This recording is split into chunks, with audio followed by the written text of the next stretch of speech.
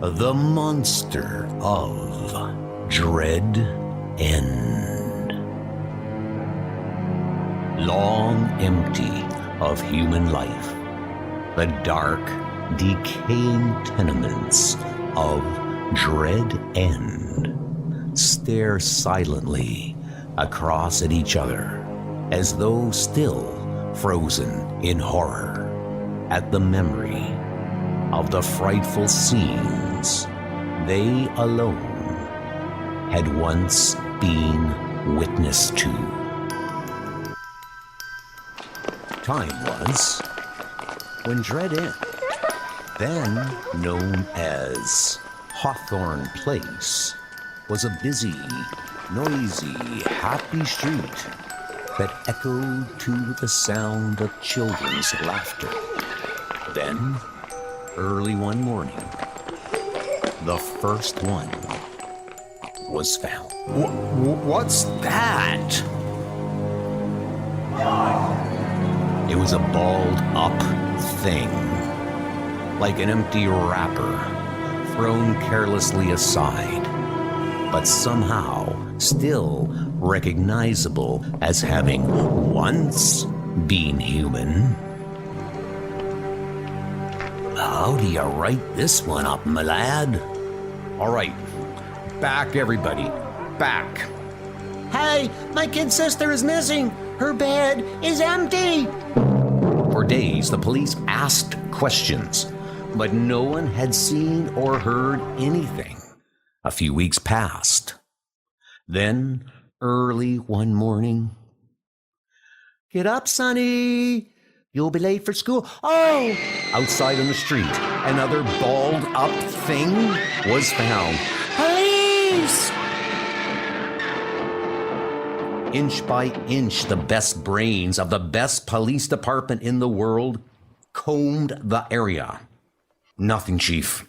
Absolutely nothing. What now, Chief? I don't know. If this were only the work of an ordinary run-of-the-mill maniac. When, a week later, it happened again, the panic-stricken inhabitants of Hawthorne Place began to flee, some even leaving their furniture behind. I don't care if we have nowhere to go, as long as we get away from here. Hurry! The few who remained boarded up their windows and double-locked their doors. That ought to do it. But again, the terror struck. The twins are gone! Completely baffled, the authorities could only evacuate the remaining tenants and declare the street out of bounds to all.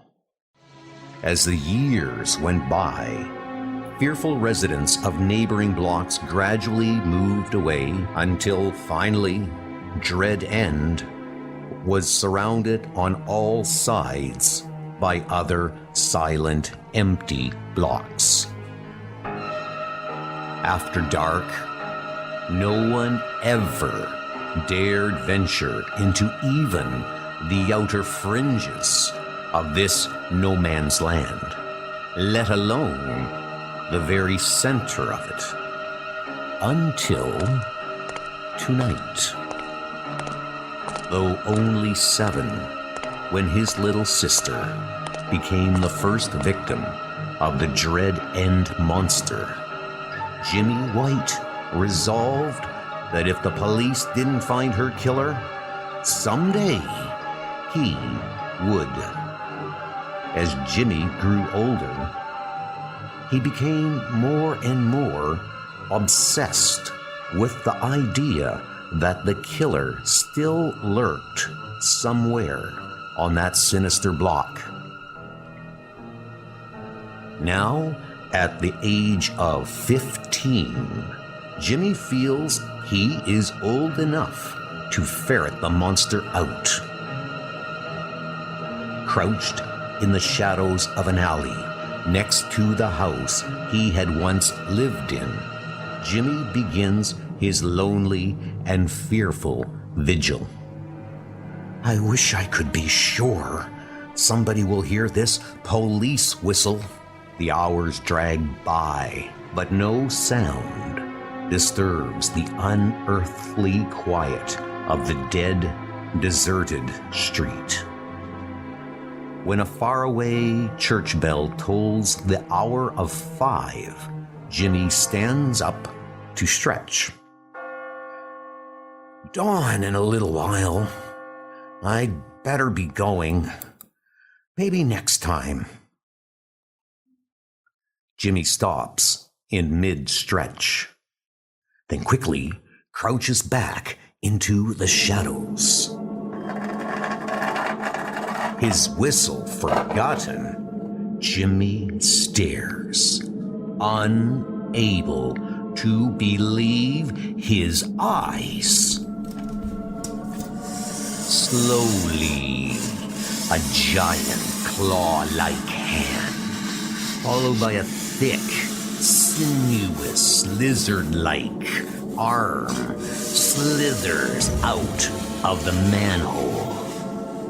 Slowly, like a blind boa constrictor searching for something, the hand gropes its way across the street and up the side of a wall, groping, searching.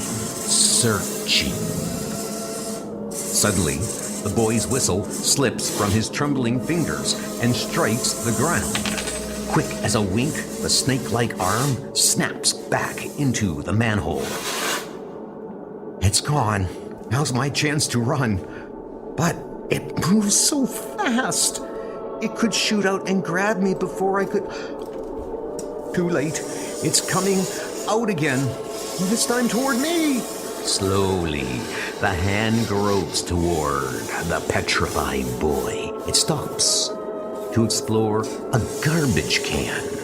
Finding nothing, it crushes the can as though it were tissue.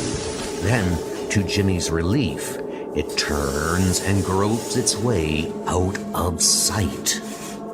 Jimmy watches the repulsive arm continue to flow out of the manhole. It seems endless, but the more that comes out, the farther away the hand is getting. Then a sixth sense warns Jimmy, but too late. The monster has found him. Like a rattler, the claw strikes and closes on thin air. For a while, Jimmy somehow manages to duck and dodge the lightning-like thrusts of the terrible claw, but the end is inevitable. Certain of its prey, the claw hovers. Suddenly, a shattering series of explosions tear the night apart.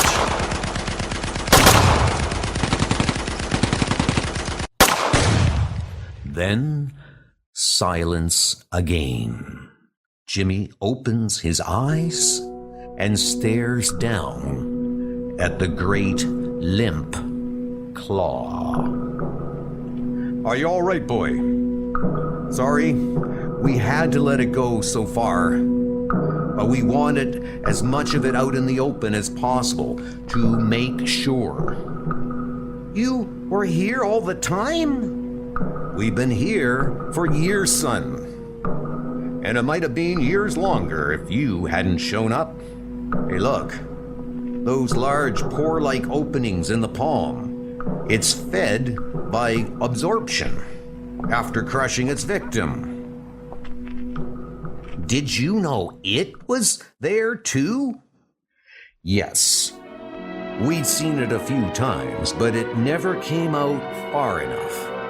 Its sense of danger was so acute and its speed so lightning-like, we didn't want to risk only wounding it and letting it get away.